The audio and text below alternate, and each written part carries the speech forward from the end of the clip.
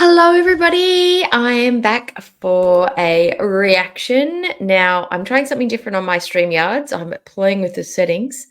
I tried to do this yesterday, but my iPad was not cooperating and YouTube was not cooperating. And then this morning I had another stumbling block, but I got over that as well.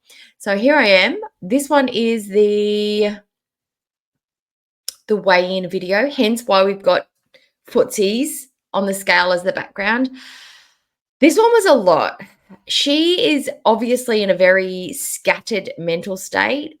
She's talking in loops, resurrecting old ideas and new thinking and old cycles and new cycles. It's all very complicated, but it's interesting to watch someone like Chantal, who's not actually had an expert, which is not Girl World, but an actual professional step in and try and untangle the mess that is her mind, that it's incorporating her mental and physical health, as well as all her medical issues on top of that. So yeah, let's listen to Foodie explain to us what's going on with her and how she alone, with no professional help, is going to untangle the mess that is her brain.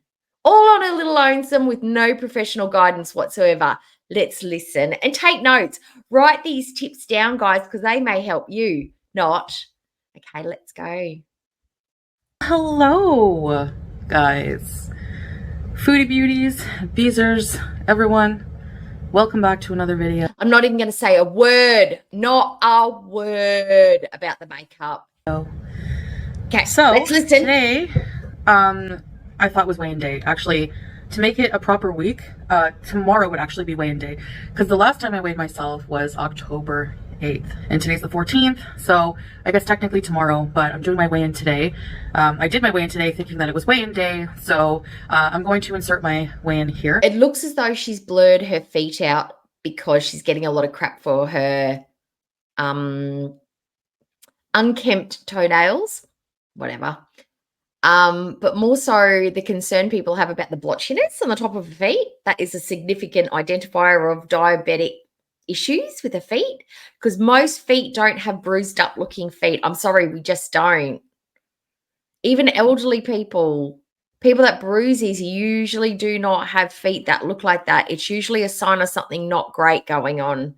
But blur it out, because if you blur it out, it's not happening and we won't say anything.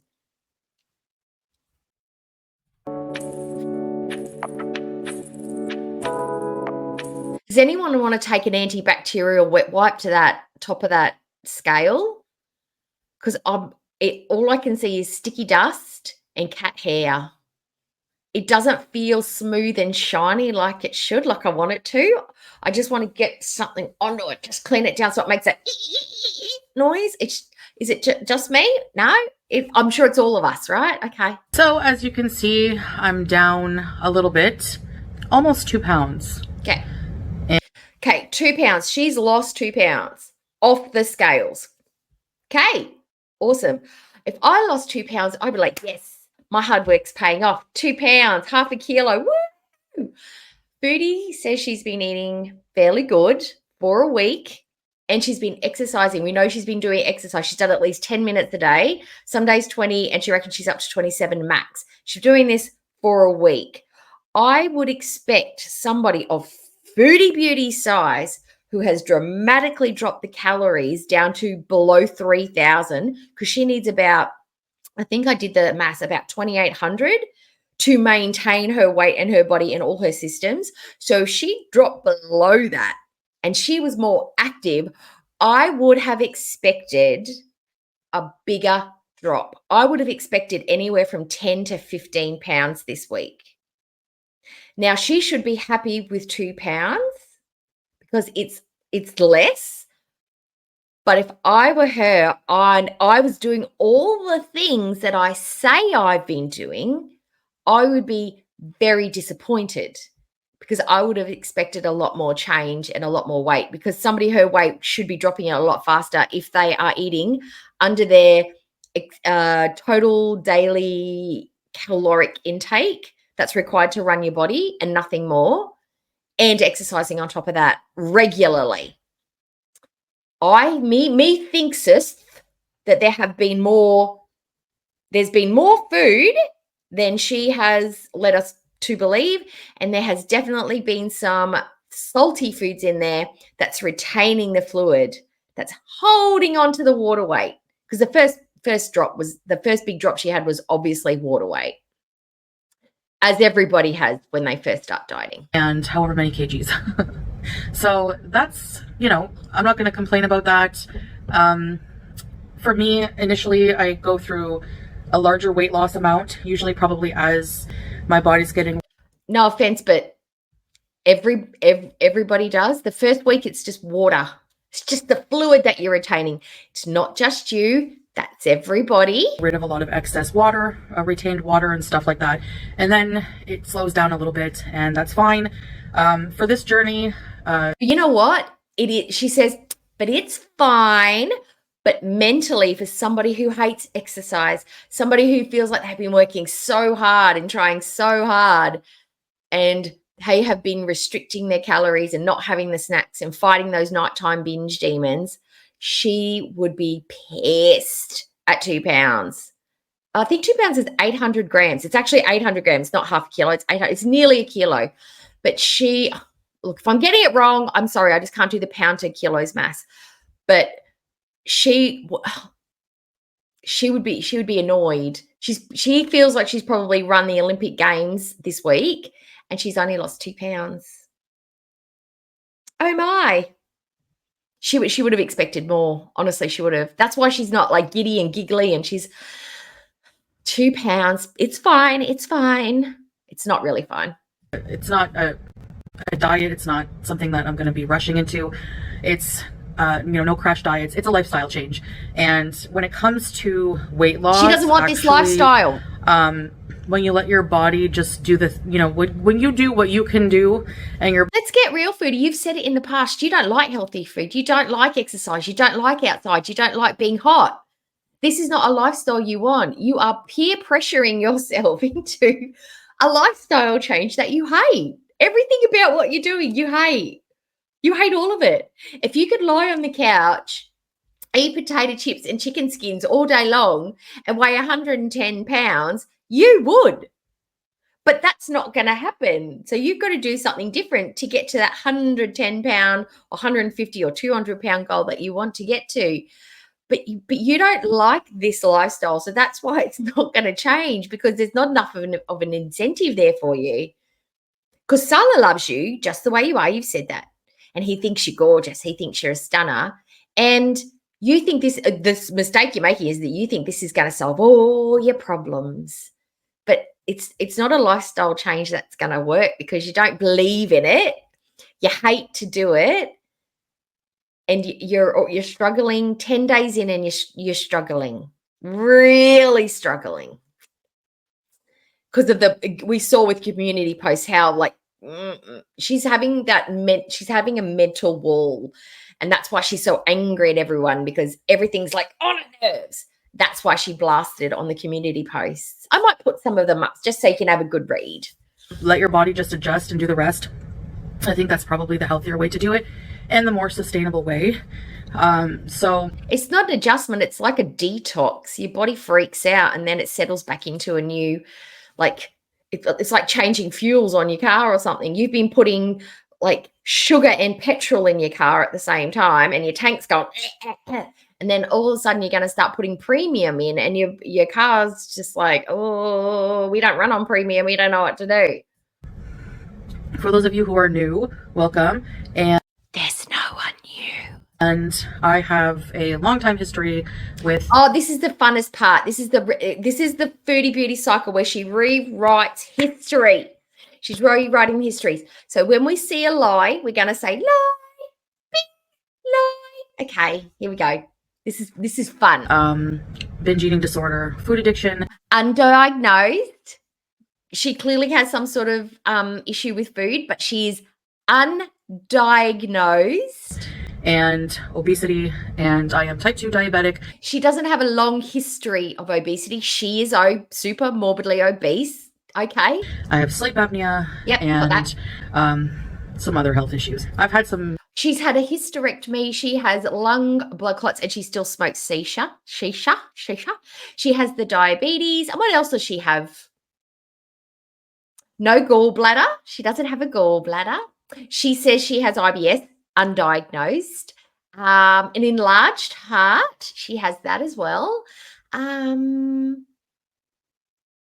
got hypertension, and she's got mental health disorders, also undiagnosed. Operations and other things in the past. The operations were the hysterectomy, which was because of ovarian cysts, and a gallbladder removal. Instead of, some health issues. And I do also suffer from depression and anxiety. Undiagnosed. Which I do take medication for. So I'm trying to reverse the sleep apnea for sure. I would love to reverse that. The type 2 diabetes. The sleep apnea can be changed with weight loss, I'm guessing, unless she's got some other sort of underlying issue for having the sleep apnea. But weight loss is one of the first things that they recommend if you have sleep apnea, to try and lose weight whilst using the machine. That'd be great. Right now is to develop a eating pattern that will prevent me from. On my free time yesterday, I took the time for myself to start rereading books. She took the time out of her busy Stepford wife schedule from being demure and cutesy. I don't know what she had probably a 15-minute break between the cat, the hamster, Sala's Yamana music, fastidiously cleaning her kitchen, cleaning her lounge room, that she found a window for herself. Way to go. Self-care for Chantal. Excellent. Great. She's developing some good habits that have made a lot of sense to me in the past. And they've failed you. You're trying techniques that have failed you in the past. Let's just do them again just for shits and gigs, but let's do them properly. Really invest in it. Really read the words and really understand the words. Don't have somebody who's had 7 to 8 to 10 years of medical training on these specific topics, perhaps explain them to you in a way that works for you as an individual, not just a mass-produced book for somebody who is not being diagnosed and has no understanding of what they're actually doing, hence why they bought the book. Okay, let's do that. Let's do the thing that's already failed us. Books written by therapists. And I bet you any money, all of those therapists would say, go see a therapist. Don't just read my book. Go see a therapist. Books written by people who have found. Oh, so my advice would be valid, because I've had eating issues in my life, and I've gone through weight loss surgery, and I've had a dramatic weight loss, and I sustained dramatic weight loss. So I've had that experience. So my words, if I put them in, type them out, put them in a book, self-published, that would make me an author that you would listen to. So how about I'm just not even going to save you the cost of a book. You don't even have to go buy my book if I ever wrote one. Go to a therapist. Go to a therapist. 100% go to a therapist. There's my book. My book is called Go to a Therapist. There's one page and one page only. No, 2 pages. No, 3 pages. Intro, the page, go to a therapist, and the last page is the end, dedicated to the Beezers. That's it. That's my book. Dr. Doe-Eyed. No, not doctor. Layman Doe-Eyed Cookie. Found a way for them that has worked. The ones that I really, really, really like are, I really love the binge code, and I really love. She's read the first 10 pages. She hasn't even read the whole thing, but she's going to use it. She's used it 2 times before. She bought it years and years ago. Didn't read the whole thing. Pulled it out again a couple of months ago. Still didn't get through the whole thing, but she's going to use it again. I bet she's been browsing. Bet she's been skimming through it. And that's where a lot of this language has come from. Like a sponge. She takes up other people's emotions and ideas and then puts them on and wears them like her own. And when they fail her, she doesn't understand why. Reading articles about how to overcome eating. I have been to. Are these the same articles that you say if you drink vinegar in water, you can make your your sugars drop and not spike after you've eaten? Are these the same articles? Are you getting it from the same source? Because if you are, You are reading snake oil articles. You are listening to idiots. Many therapy sessions to try to aid. Lie. She wasn't going to a therapist. She was talking to a friend who was a therapist who was not giving her paid treatments. She was supposed to go to inpatient but didn't follow up and didn't end up going. She didn't seek any mental health treatment when she was in Canada, when she came back the first time last December. Yes, the time that Starla was talking to Kybella and cheating on her. She has talked about starting therapy many, many times. A few times when she was a kid, she was forced into it, probably from a school guidance counselor or people that she's been sent to because she was troubled when she was a teenager by her mum. But as an adult, she's done squat for mental health therapy. She's gone to probably go get some meds, but she's not actually had therapy.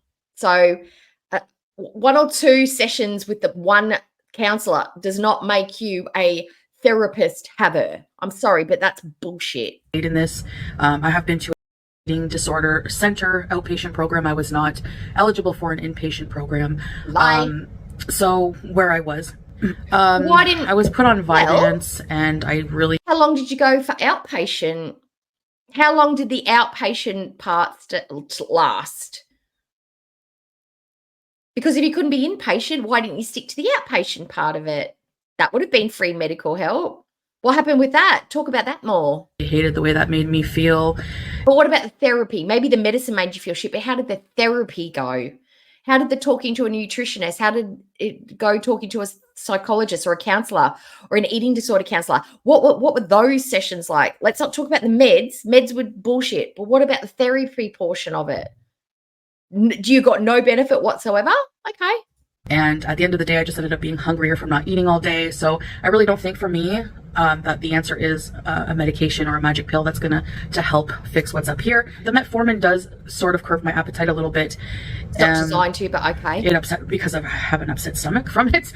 And it just, it does help with the hunger a little bit. So, but. My favorite thing is when she's brushing away hair that's not there. This is like, I think this is maybe one of her tells when she's making stuff up or she's like, not really believing what she's saying, but she's just saying stuff. She does a lot of this. Like she's brushing away hair that's not even there. She's not adjusting the hijab. She's not adjusting. She's brushing away the non-existent hair. I think it's a tell. Overall, just being consistent with something that I can be is helping my mental health. And so far, I've been able to be consistent with what I'm doing, and knock on wood, it seems to be working for the time being. I may have to change course eventually and get, change things a little bit to keep the weight loss going. I don't know how it's going to go, but I'm just taking it literally minute by minute at this point. Have I had any really hard moments? Yeah, I have. I have had some tough moments. Yeah, I will say since Bangkok, there's been some, especially at night, where. Oh, she's going to try and make it seem like this is food related. Like it's all about food. Her triggers are food. When at the root of it, in my opinion, in my unprofessional, not a psychologist, not a therapist, just as somebody who has had a lifetime issue with food and has got a little bit of insight and has actually done the therapy, her issues with food are twofold. She physically has an addiction to takeaway and that kind of highly satiable, like food that's saturated with all the things that are highly palatable. But she also has emotional triggers. Any emotion that's uncomfortable, anger, sadness, frustration, jealousy, obsession, mania, she will cover it up with the dopamine that food gives her. Dopamine. That's what she does. She's got and she's probably got other things going on, like the oversensory, like visually seeing food, being around food, sensing food, looking at other people's food. Like she is obsessed with food. So she's got multiple triggers. But to say that it's just nighttime is redonkulous. She has multi-layered triggers. I just have a really, really hard time. So sometimes, usually what I'll do is I'll have a snack at night and it does help. But the formula that's helped me recently is 3 meals and at least 1 snack and some fruit. So, so it's really essentially. But the fruit is a snack as well. It's not 0 calories. But anyway, fruit, sugars, whatever. But what are you eating? What are you eating for your 3 meals? That's what I'm interested in. Or should we just cut out the fact that we know she's eating more than 3,000 calories a day? Like, there's just no way that Foodie Beauty is going to be under 3,000. Absolutely not. Are we just focusing on not overeating and not worrying about what we're eating, like salty, fatty, crunchy, crispy, bad, like high calorie? Are we just literally just trying to go breakfast, lunch, snack, dinner, snack, bed? I guess I'll just say 3 meals and 2 snacks, but the meals are, not huge. That's the deal. that's the key. They're not huge. They're decent sized meals and relatively healthy. They're homemade. But even then, for Foodie Beauty, she can't really judge what's huge and what's not huge. The fact that she puts them in those giant bowls and on those giant plates, she may be trying, that may be part of her ED, because the ED tricks you, does all these little things that you're not consciously aware of to try and trick you into thinking you're doing a good thing. So it doesn't get diminished, but because it tricks you into thinking that you're actually on the right track when you're not. It's very much like a drug addiction or an alcohol addiction. It does all these little things to trick your brain. So using the massive plates to put her portions on, because then she thinks, oh, it's only a little teeny tiny bit. Because look how much bar I've got left. When it's actually the opposite. You use a teeny tiny plate and you put your food on it and you think, oh my God, my plate's so full, I've got heaps. It's a visual trick as well. But yeah, no, she's fooling herself. She's tricking herself.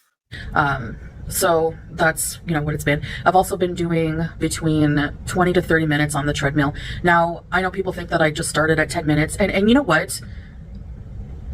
Basically just, and this is like not nice of me to say, but a big F you. Before she gives you the big F you. Now, I have advocated for movement from day one. I am all about the walking. Walking is one of my favorite things for my mentals, for my body, just in general. It keeps you lubricated. It's like taking your car out for a drive. You've got to move.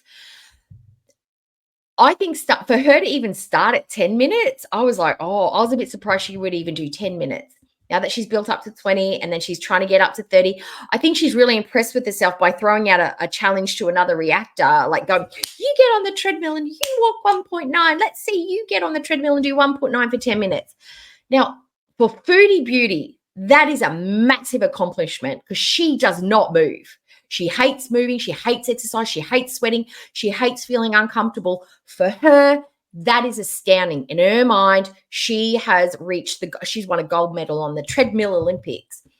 What she doesn't realize is that for most people, that 1.9 for 10 minutes is not even fast enough for a warm-up. So I'm not trying to diminish what she's achieved for herself, but for her to throw it back on us and be like, I'm a superstar treadmiller, you're really kind of not.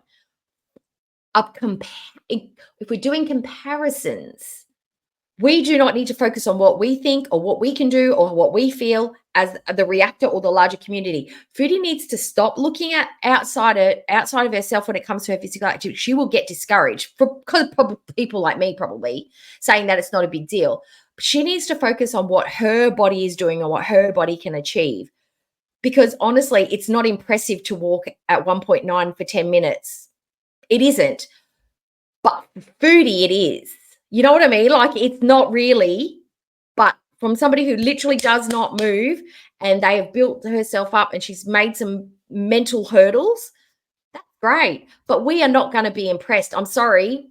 The realists out here, the people that are calling it like it is, we are not going to be impressed by that. Maybe if you're a little bit nicer, we'd be a little bit more cheerleadery, but we don't see it. And it's questionable. It's questionable, but she says she's done it. So I'm just going to take it at face value. This one I'm going to take at face value because she's only going to be fooling herself if she's lying about it. But it's not that impressive. But I can understand her fury and her anger and her wanting to give the FU because this is probably the second hardest challenge for her. Her not eating the foods that she wants, that's going to be the hardest because she's got, mental problems and your brain's harder to fight than your body. But the fact that she's like, I have to get up and I have to get on the treadmill and I'm bored out of my brain and I'm getting on here and I'm doing all this and I'm sweating and you guys are pissing all over it, I'd be mad about it too. Honestly, if I was Foodie and people were putting it down, I'd be mad about it too.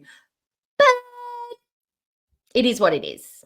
You to the people who just crap on someone's efforts when they're losing weight, like, I don't care like who the person is, if you don't like them, whatever. I just want to point out, babes, you haven't really lost, you've lost water and you've lost 2 pounds. I think we're at the point where we can still piss on it a little bit. Give us a month. If we're still pissing on it in a month, then we can probably eat our words. If somebody's trying to improve their life and you're that sad individual who just tries to bring them down, it's just, you're just. Foodie, how can we bring you down? You don't watch any of us. You don't see any of our content. You don't look at what we say. You don't care what we say. How can we bring you down if you do not know what we say? So it's confusing me. It is confusing me. How can you be upset when you don't watch us? Low. Sunglasses and Sweaty Man doesn't watch all of our contents and he doesn't show all of it. So if you're watching it on his end, he doesn't show all of us and he doesn't show all our comments and he doesn't put all the Twitter stuff up there. He doesn't see everybody's comment section or community pages, but you seem to know what everybody's saying about you. Or are you just focusing on FFG and Yabba?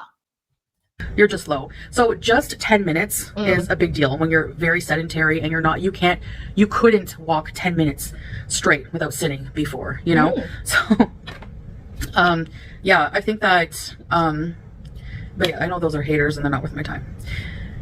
But there's always going to be people trying to bring you down in life. It's just how life is. It's never going to change.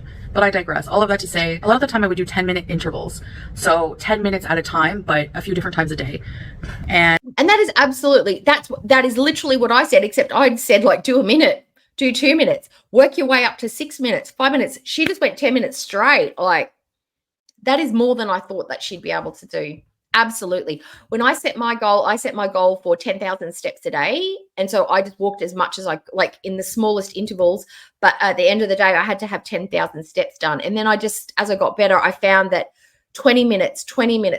So I did 3 lots of 20 minutes a day around my backyard until I got my treadmill around my backyard. I used to get me to 10,000 steps, or I'd be walking to and from work to get my 10,000 steps.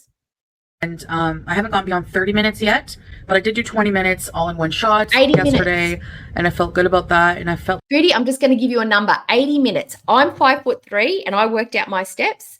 80 minutes of walking, of just the time frame. 80 minutes a day got me to 10,000 steps.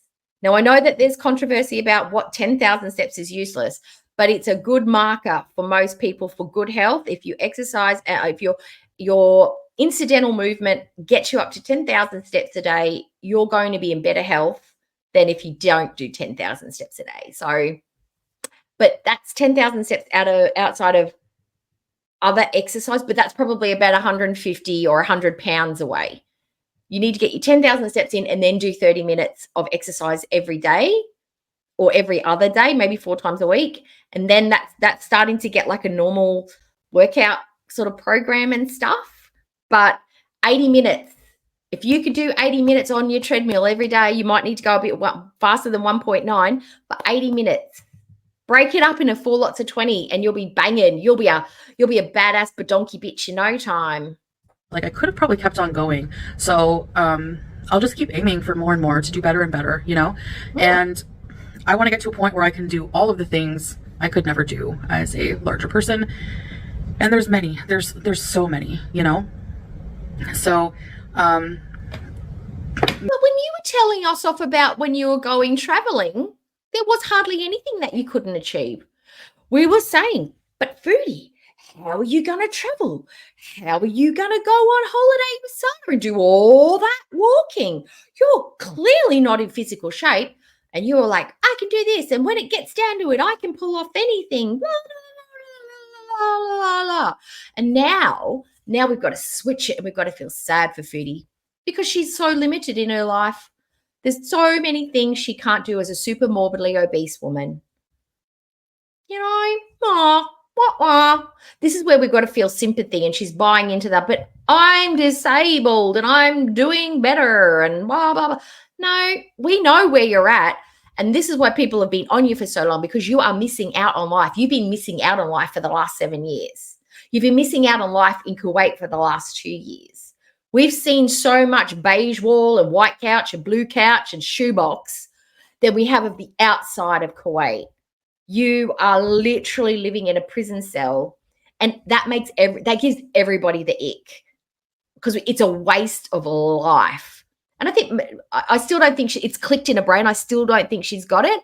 I think she's been given an ultimatum by Salah, and it was pretty intense.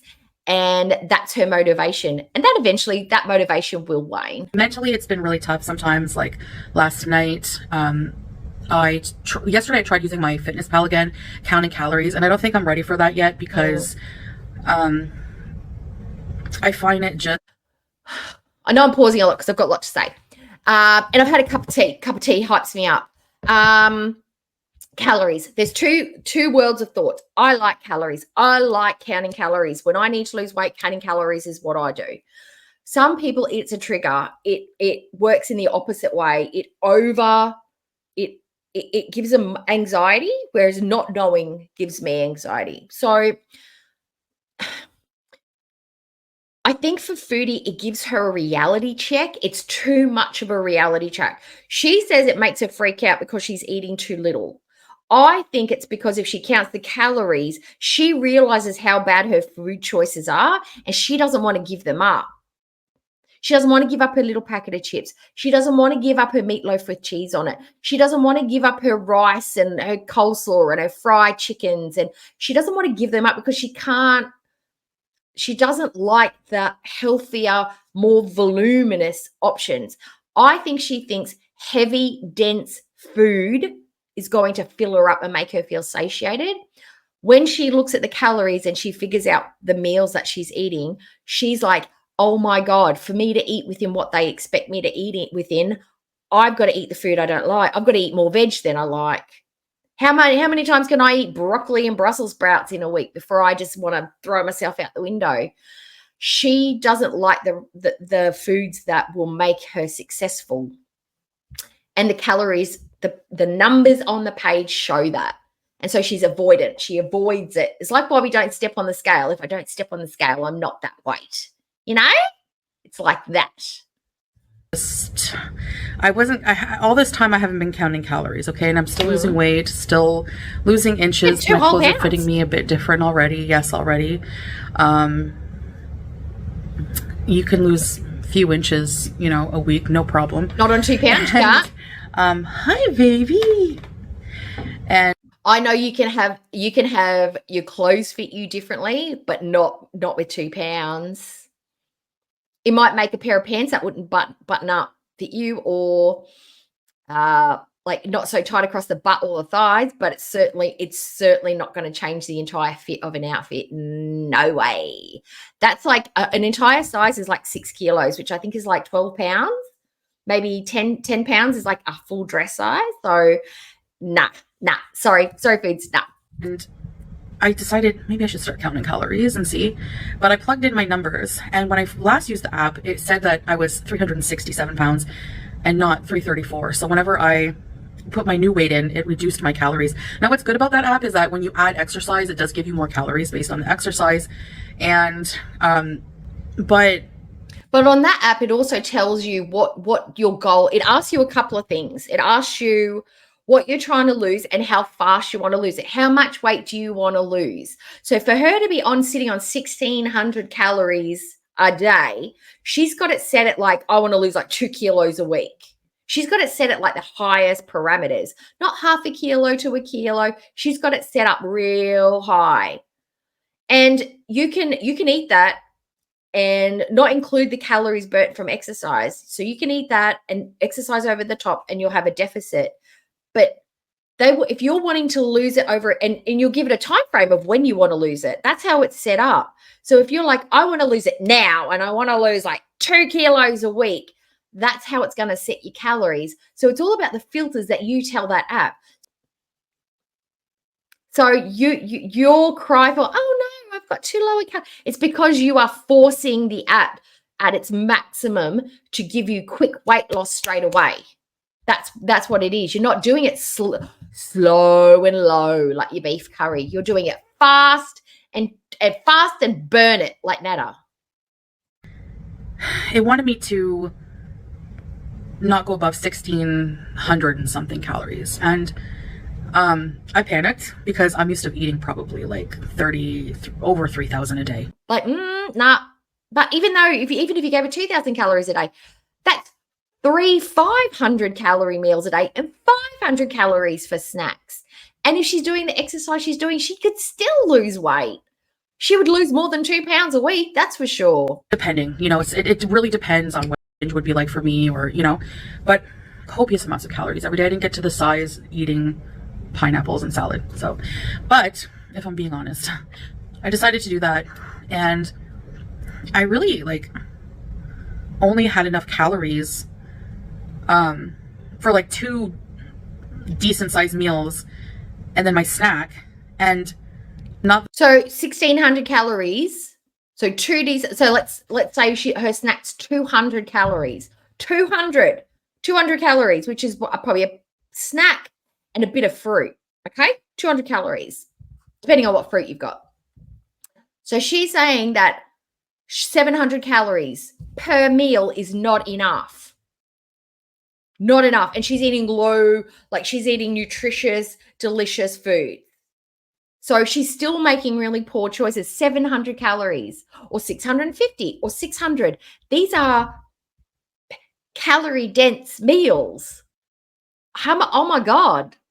Wow. She's still not making good choices. That's clear. If she can't work it out by making better food, it just tells me she's making bad food choices. The 3 meals I've been eating, whatever.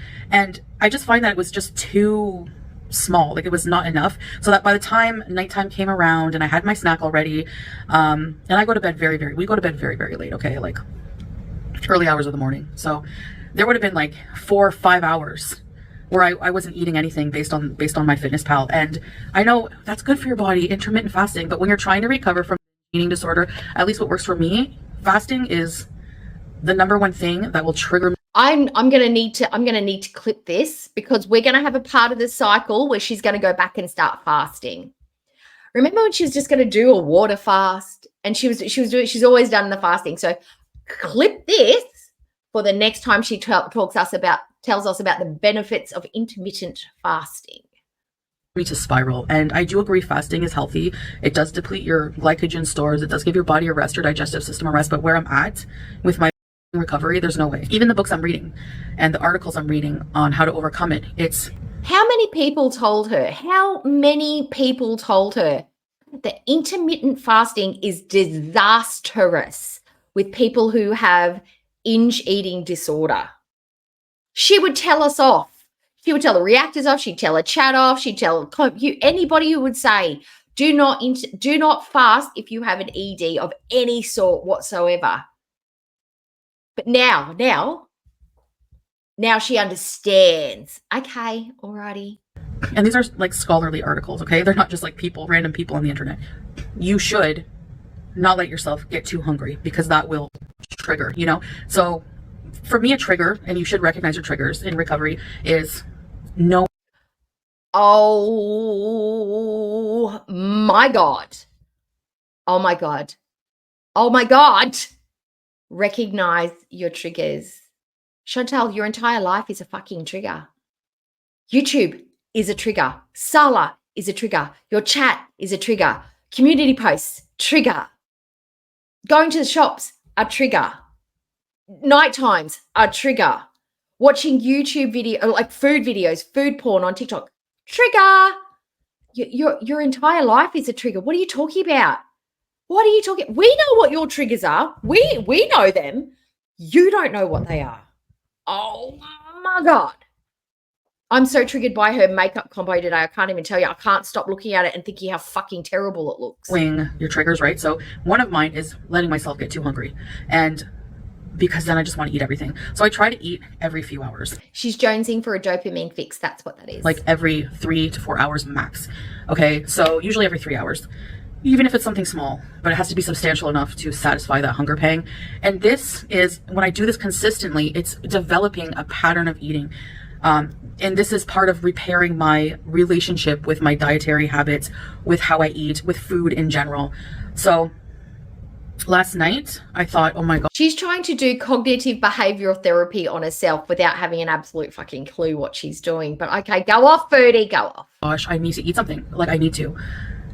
And I made something healthy. I made a tuna fish sandwich with yellow mustard on multigrain bread, and I had an ounce of cheese and some pickles and pickled garlic, and that Salt.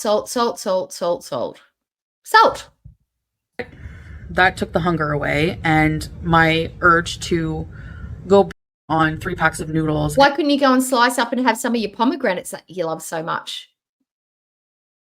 Why couldn't why couldn't you chop up some capsicums and put some cream cheese on it?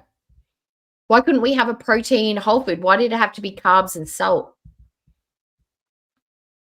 Because it was head hunger, not physical hunger. It had to be palatable. It had to be it had to be salty and carby to satisfy the brain. It wasn't a belly satisfaction requirement. It was a head satisfaction requirement. And the fact that you can't recognize it is because you don't have a therapist. And 5 bags of chips and all of the cheese in the fridge went away. It went away.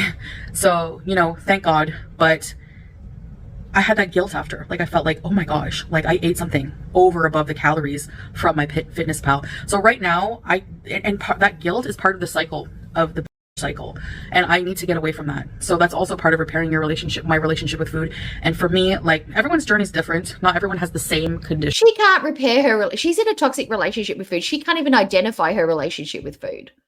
She makes all these excuses, and I do this and I do that. Blah, blah, blah. I'm an emotional eater and I have an ED addiction. Not me, her.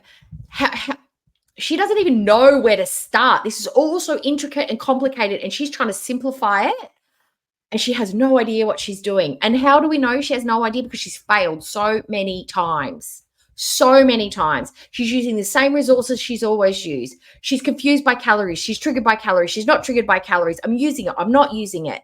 I'm eating all the same kind of foods. I can't figure out my calories in my meals, and I don't have enough, but I've got to not eat as much. Like, she's so overwhelmed by all of this, and there's no way she can figure out on her own. As everyone else, and this is just me, and this is just years and years of doing this and getting to know my body more.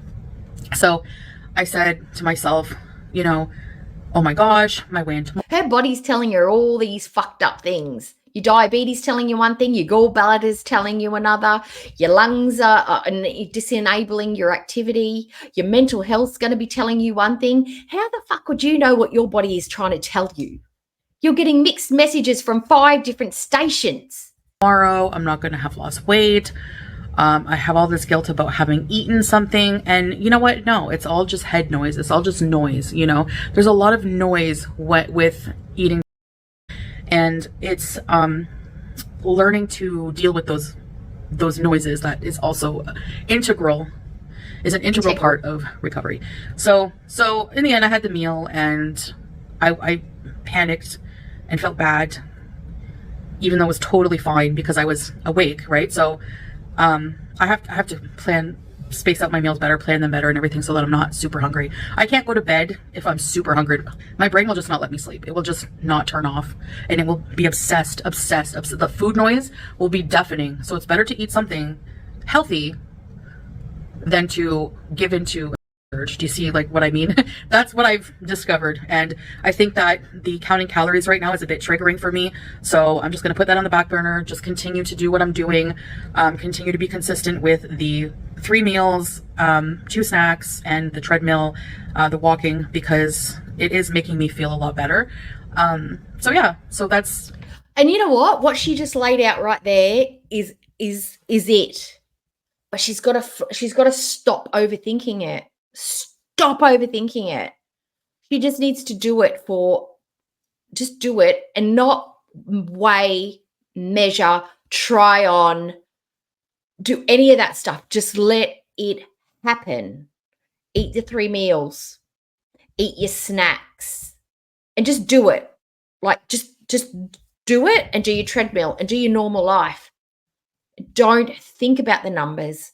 Don't think about the scale. Don't think about whether it's working or not. Just do it and then see what happens 2 weeks down the track, 3 weeks down the track.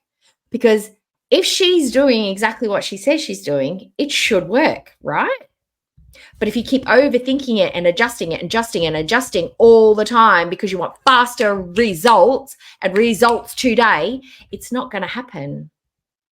And she's just going to tie herself up in not trying to outthink it. She's trying to outthink everything. She's trying to be smarter when all you got to do is just do the fucking work. Basically what I'm doing at the moment, and inshallah I can keep going. So I will weigh again in a week, a full week's time, and we'll see how that goes. But I'm going to stick to this formula for now. It's manageable for me, clearly, because it's not manageable. She's had a major meltdown like a couple of days ago and yesterday with a community post. It's not working. It is not working. Your brain is completely abuzz with mess.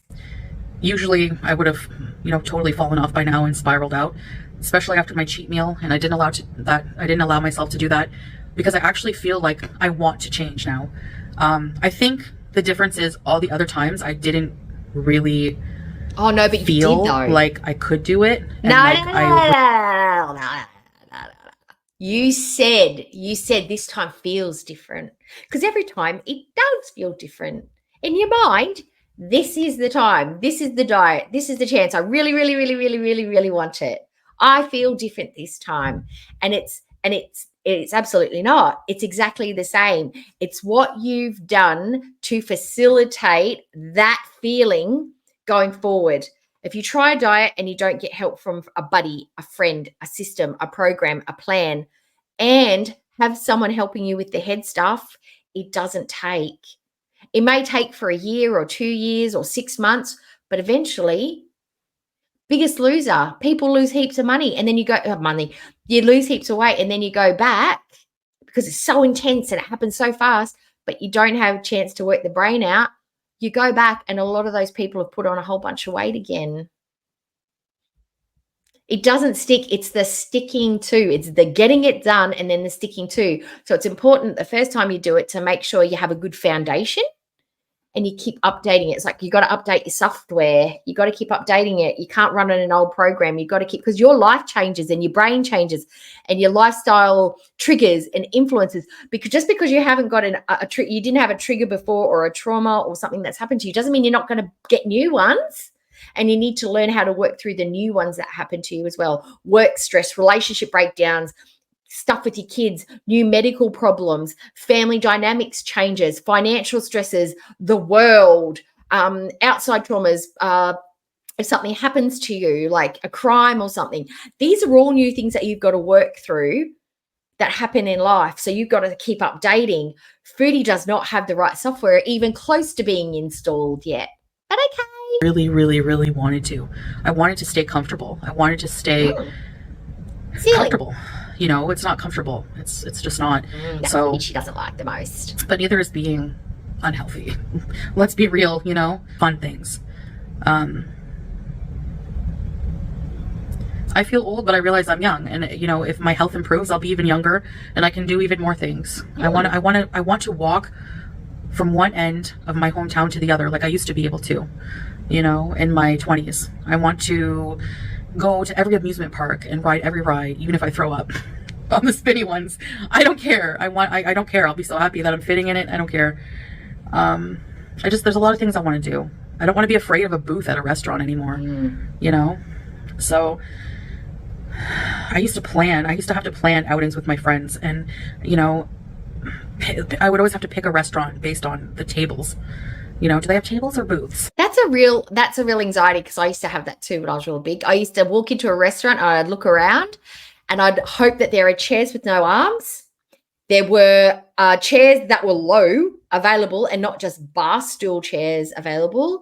And if they had booths, were the tables fixed to the floor, or they're ones that you could push back and forth? Because if they were fixed, shit. And if they had the chairs with the arms, shit again. And if they didn't have any low stool, slow chairs or booths, and they were only the bar stool types, I would be like, guys, I'm sorry, but I can't eat here because I probably can't get up on the stool. I'm going to spill over the sides. My feet are going to fall asleep, and I'm scared to get off in case I stumble because I'm quite heavy and my feet and my ankles can't take it. So we're going to have to go somewhere else, or I'm happy to go home. And if you guys really want to eat here, people would have to accommodate me, and my friends were aware, so they wouldn't kick up a tanty. But I felt really shitty sometimes. So it'd be something I'd be on the Googles looking them up to see if there's any internal views to see what their furniture was like, or you'd have to book a table and make sure we request a table for 4 with chairs. It's real. It does. It really burdens your social life. Because you're so, concerned about going there and not fitting in the booth and everyone looking at you and you have to change tables. It's just not fun. So I'm looking forward to shopping for regular clothes and not having to look at specialty clothing stores for fat people. You are still going to have to modify the way that you shop, because even if you did, let's pretend like she's going to lose a whole bunch of weight. You are still going to have some issues because you're going to have a lot of leftover skin and things are not going to fit you beautifully. You're still probably going to have to get things customized, specialized. You're still probably going to have to wear baggy stuff because your tummy's going to hang and there's going to be a lot of stuff happening there, and with your arms and stuff like that. So don't be fooled into thinking that you're going to just lose this weight and look like a beautiful, trim, toned, non-saggy 110-pound woman that can just walk into a shop and buy clothes. Absolutely not true. You need to stop that dream straight away. There's a lot I can't do right now that I want to do. So all that being said, that's just a little bit of a little talk for you and my weigh-in, which was a day early. But yeah, I guess that's about it. I do weigh myself. I will be weighing myself however I want to do it. Like, I think I've proven myself enough at this point. Look, I'm just going to go with the thinking that she is 335 or 334 now. 334. The trouble is that Chantal does not look 334. And that's troubling. The fact that she looks like she's well into her heavy 400s just says there's a lot of internal swelling. She's so out of proportion. She's carrying so much on her stomach that it is making her look well beyond what she is. And that's just facts. She does not look 334 pounds. She does look about 450, whether that's a height thing or a proportional thing, just her butt and stomach just carry all the weight. I don't know. But that's actually worse than actually being 450 pounds, is being 334 pounds and looking 450 pounds. It is what it is. I've weighed myself on many scales. Blah, blah, blah. The doctor scale would not lie. They want an accurate weight so they can properly give you the proper amount of proper medications and stuff like that. This is all blah, blah, blah. We've heard this before. She cares what we think about her weight. Yada, yada, yada, yada. She says she doesn't, but she does. So whatever. If immature adult people there's a whole community of people who just crap. How is it immature to think you're fatter than you are? Look at you. You look fatter than you are. It's facts. We all agree. We all agree as a community, you look fatter than the weight that you tell us. That's not a sign of immaturity. That is us using our eyesight. On and your medical conditions. Other people, and it's just disgusting. And if you want to be those people who don't believe my weigh-ins, I really don't care. It really doesn't affect my progress, actually. So feel free. We do feel free. Like, we don't need your permission. We don't need your permission to think that you look fatter than you are. But yeah, I'm just going to continue to do what I want with my weigh-ins. Right. Salah's not always available to weigh me when I want to weigh in, and I'm not going to go out of my way to prove myself to people who just continue to come up with excuses anyways and don't believe a word I say. So stop talking about it. Think I'm a liar all you want. You are a liar. I'm done explaining myself. Right. I'm done. Then stop explaining it. trying to. Then stop explaining yourself like you are right now, explaining yourself. Stop doing it. Stop doing it. Just let us say it. And if it's untrue and we're wrong, it's wrong and it's untrue. It is what it is. You either are or are not that way. Prove myself to insignificant gnats on the internet. Okay. And I'm not talking. We're as significant in this world as you are. You're insignificant on YouTube. We're insignificant on YouTube. Being relevant on YouTube means absolutely nothing. And coming from you, nobody actually gives a shit. Oh no, Chantal thinks we're worth not much. My feelings. About my followers who love me. You guys know I love you and thank you for the support. She loves your money. But that's why I made, I'm so up and down with my moods and mental. But I like my community the way it was. And you can laugh and say, oh, you only have 400 people in your chat. When did you like your community? When? You need to specify, because I can't remember any time that you've had a really cool chat. Maybe during the Crackhead Olympics, it was fun. There was lots of great people in there doing the jokes and trolls and made it fun for the entire chat.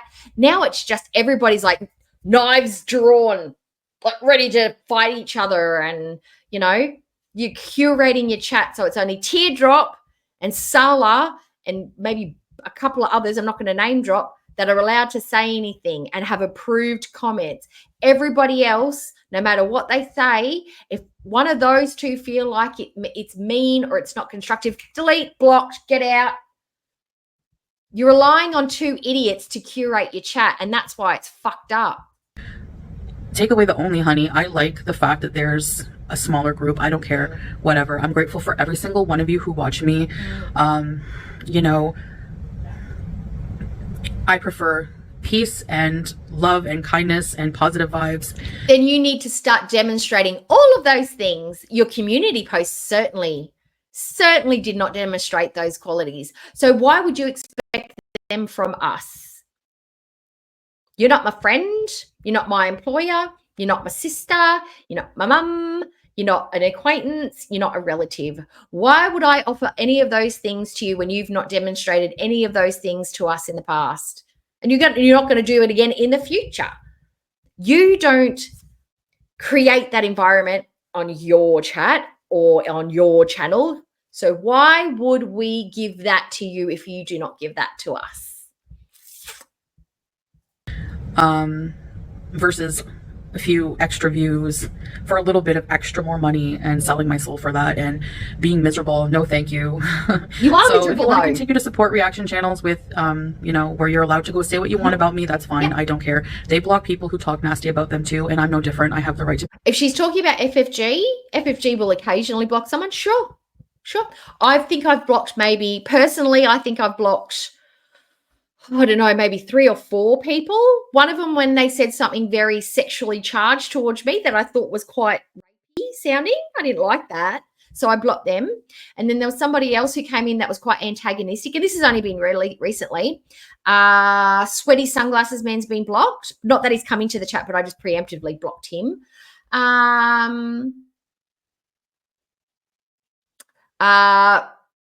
Drunk Romanian, she's been blocked.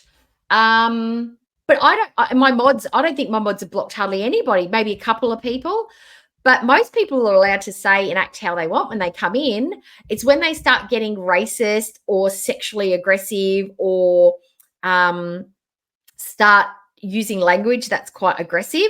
That's when they get blocked. They usually get timed out for 24 hours and they usually just don't come back. But no, I don't block a lot of people. I don't have blocking culture in my chats. I don't know, maybe I just don't cultivate that kind of feeling in my chat. But I know who you're talking about, and yeah, you block way more people. Absolutely you do. Protect my mental health. This is a journey where I need a lot of positivity, and there are people who come into my community just to try to derail me, and I find that so gross, and I don't want those people near me anyways. I would rather take the pay cut. Thank you very much. As per usual. So whatever. Actually, I'm doing fine with what I earn anyways. And, you know, like I said, I have a supportive husband. I know people don't believe that. I don't care. So You do, because that's yeah, why you're talking about it. Whatever. Anyway, that's about it. So anyways, guys, I'll see you in the future. Bye. Let me know in the comments what you think about this. What was your journey like? Do you think Foodie's going to be successful? I don't think she's going to be successful. I do not think she can do this on her own. It's too messy. It's too complicated. It's too ingrained. She's got so many comorbidities and so many overlapping problems. There's no way she can unravel this ball of yarn on her own. There's just no way. And Salah is a complete idiot, so he's not going to be any help. So tell me what you think. Thank you for making it all the way through this very, very, very long reaction. I'm sorry. I should have sped her up to 1.25, but I didn't. And it's too late to go back now. So if you could leave a comment, hit the like, subscribe if you haven't already, and I will see you in my very next video. Okay. Bye, everyone. Bye.